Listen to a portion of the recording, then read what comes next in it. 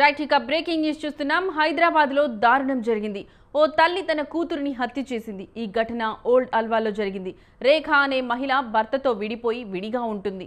ఈ క్రమంలో కిరాణా దుకాణంలో పనిచేసే సాయి అనే యువకుడితో ఆమెకు అక్రమ సంబంధం ఏర్పడింది. ఆ యువకుడిని పెళ్లి చేసుకోమని రేఖ అడిగింది. పాప ఉంటే పెళ్లి చేసుకునని యువకుడు చెప్పాడు. దీంతో అడ్డును తొలగించుకునేందుకు రేఖ పాపను నీటి ట్యాంకులో వేసి చంపేసింది. పోలీసులు తమదైన శైలిలో విచారించగా విషయం బయటపడింది.